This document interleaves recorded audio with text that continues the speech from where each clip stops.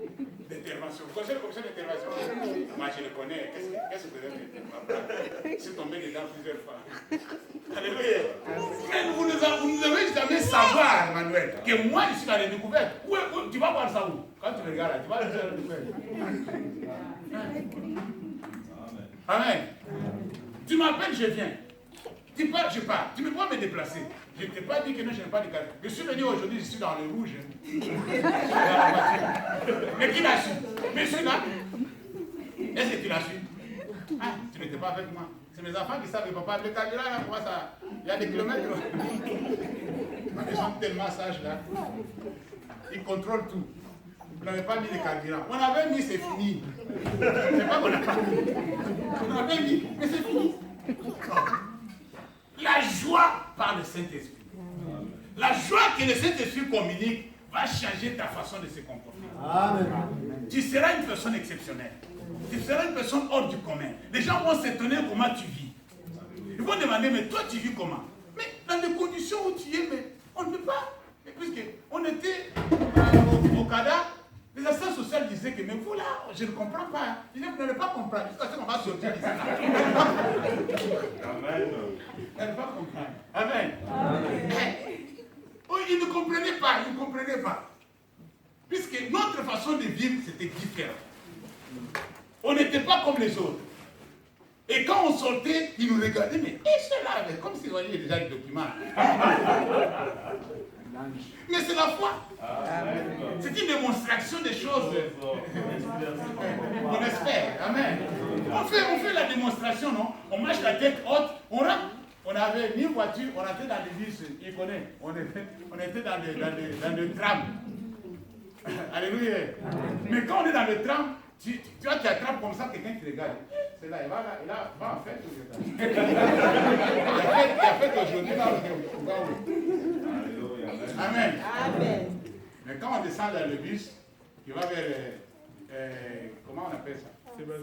Non, vers la crotte. Le bus qui va vers ce bazar, qui passe ce bazar là, comment on appelle ça? Blanzard. Et on a vu sur notre arrêt, on descend avec ma femme, mes enfants, avec la poussette, bien habillés. Les gens qui restent dans le bus, ils disent, ils habitent ici. Hein. Alléluia. Mais quand tu es dans le bus, ils ne savaient pas qu'on habitait là. Est-ce que vous comprenez ce que j'ai dit? La joie par le Saint-Esprit. La paix par le Saint-Esprit. C'est ça le royaume de Dieu. C'est ça le royaume de Dieu. Lorsque Dieu commence à régner dans la vie d'une personne, la joie, tu ne vas pas chercher la joie. Donc, la joie va venir te chercher. Tu ne vas pas chercher la paix. Toi, tu te lèves comme ça, tu es déjà en paix. Avec tout le monde à la maison. C'est pas quand tu te lèves comme ça, tout le monde commence à fouiller. Non, c'est pas normal. Si toi, tu sors comme ça, la paix. C'est suspect. Amen. Il y a des mamans comme ça. Dès qu'elles se lèvent sur les lits, tout le monde sait que c'est réveillé. Tout le monde, attention, la maman s'est réveillée. Alléluia. C'est la maman qui se réveille comme ça. C'est-à-dire, elle se réveille déjà, elle s'est réveillée, et tout le monde est réveillé. Mais c'est quand elle se réveille, tu ne peux plus dormir. Il y a des gens comme ça. Quand lui déjà est réveillé, tu ne peux plus dormir, c'est fini.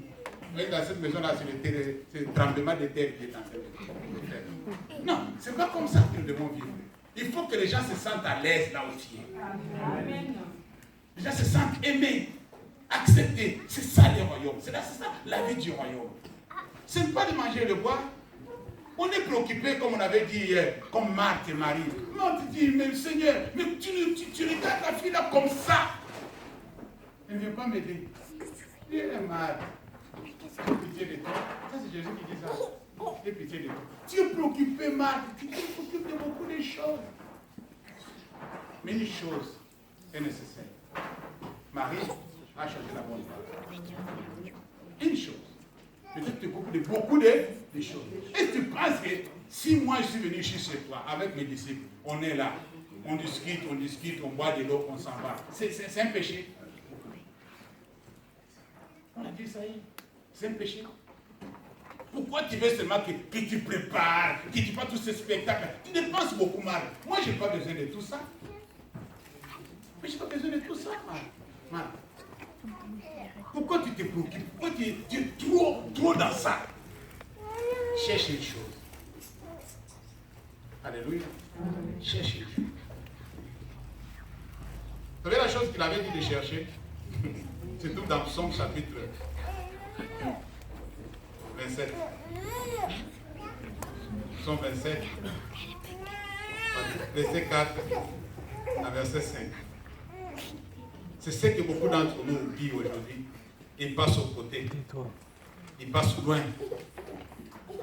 La Bible dit, à partir du verset 4, je demande à l'Éternel une chose que je désire ardemment. Une chose que je désire ardemment. Je voudrais habiter toute ma vie dans la maison de l'Éternel pour contempler la magnificence de l'Éternel et pour admirer son temple. Car il me protégera dans son tabernacle au jour du malheur. Il me cachera sous l'abri de sa tente. Il m'enlèvera sur un rocher, parole du Seigneur. Alléluia. Toi, tu es la proie facile de l'ennemi. Toi, le diable séjourne de toi. Tu as toujours de mauvais sommeils. Tu as toujours des choses, tu as toujours des gens qui te combattent. Puisqu'il y a des personnes ici, là, on les combat jour et nuit. Leur vie sur la terre ne plaît pas beaucoup. Je vous dis la vérité. Et puis la famille. Il y a des personnes parmi nous, leur naissance n'était pas désirée. Ils sont nés par la grâce de Dieu. Si Dieu n'avait pas intervenu, on n'avait même pas parlé d'eux. Je vous dis la vérité. Des personnes parmi nous, maintenant, aujourd'hui, que si ce n'était pas Dieu, elle ne peut pas exister. Des personnes comme ça, ils ne peuvent pas vivre sans Dieu.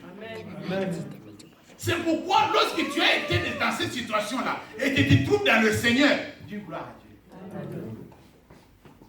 Tu connais Dieu? Dis gloire.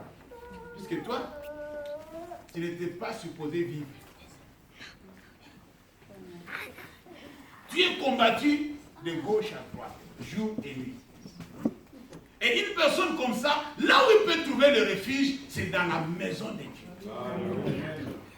C'est ça la Bible. Dans la maison de Dieu. Quand quelqu'un vient se réfugier auprès de Dieu, Dieu ne peut jamais permettre qu'on te touche dans sa maison. Celui qui te combat va venir, va s'arrêter dehors là-bas et dire, ah, l'endroit il est entré, je ne peux pas rentrer. Mais pourquoi tu ne peux pas rentrer? Pourquoi tu ne peux pas rentrer? Tu es maintenant caché. Tu es maintenant protégé. Il dit, je désire ça. Moi, j'ai compris que être dans la présence de Dieu, c'est ce qu'il me faut. Maintenant, je commence à désirer cela, ardemment. Quand il dit qu'il désire ça ardemment, c'est-à-dire, c'est un désir à l'extrême. Il a compris la vérité. Il a compris ce qu'il faut chercher. Chercher premièrement le royaume. Je désire ça ardemment. Je vais demeurer, je vais habiter, je vais être là, je vais résider dans la maison de Dieu, dans sa présence. Puisque quand je suis là, il va me protéger le jour de malheur. Quand je serai attaqué, c'est lui qui va combattre pour moi. Il va me placer sur un rocher.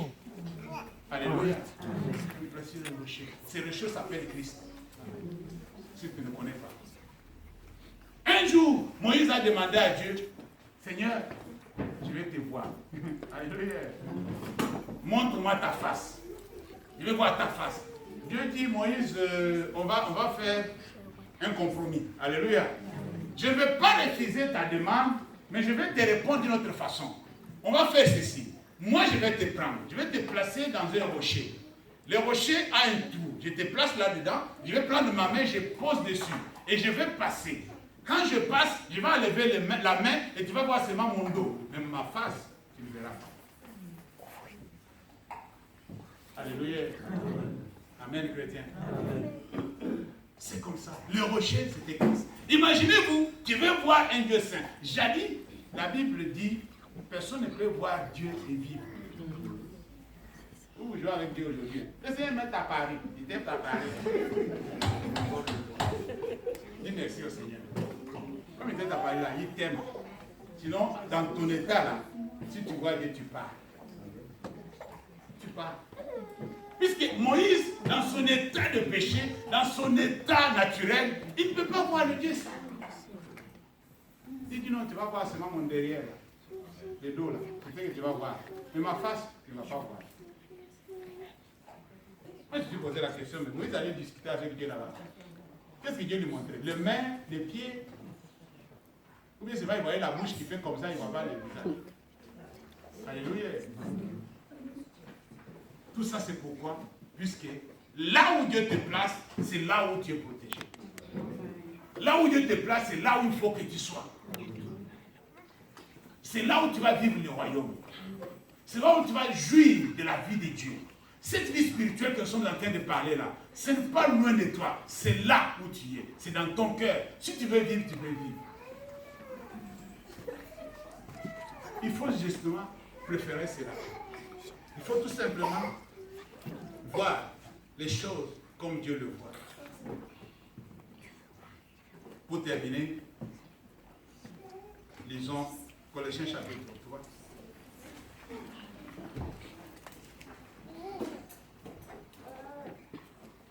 Colossiens chapitre 3. À partir du verset 1er. Voilà ce que ma Bible dit.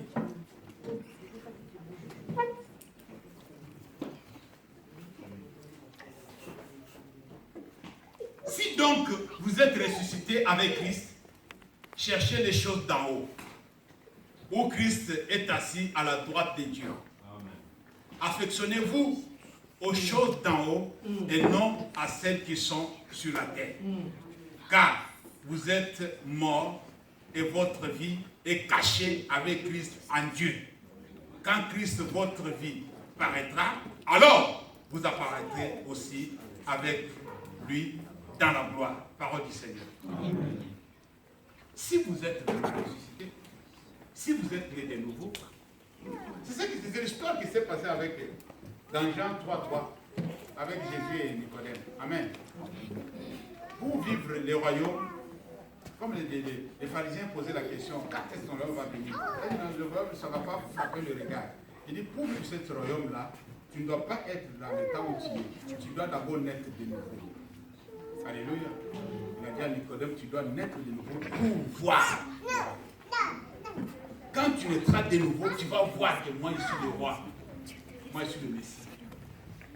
Mais si tu n'es pas né de nouveau, tu ne peux jamais comprendre. Tu vas voir Jésus comme tout autre prédicateur, tout autre prophète qui sont passés avant lui. Non, il n'est pas comme les autres. Il est plus qu'un prophète. Il est plus que tout ce que tu peux te citer. Puisque Jésus, en lui, s'est trouvé tous les ministères de Dieu. Toute la plénitude de Dieu.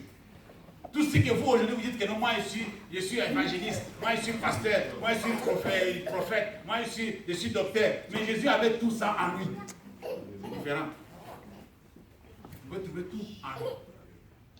Et ici, il dit, si nous sommes vraiment ressuscités avec Christ, nous devons chercher les choses d'en haut. Alléluia.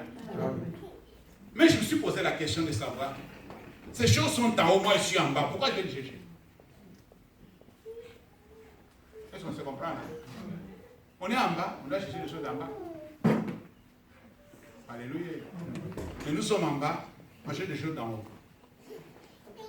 C'est comme si c'est... Immédiatement, c'est l'impossible, non? Comment je peux aller en haut pour chercher ça? Il dit non, vous avez la possibilité de chercher les choses d'en haut étant sur la terre. Pourquoi? Puisque votre vie n'est pas ici, votre vie est cachée là-bas.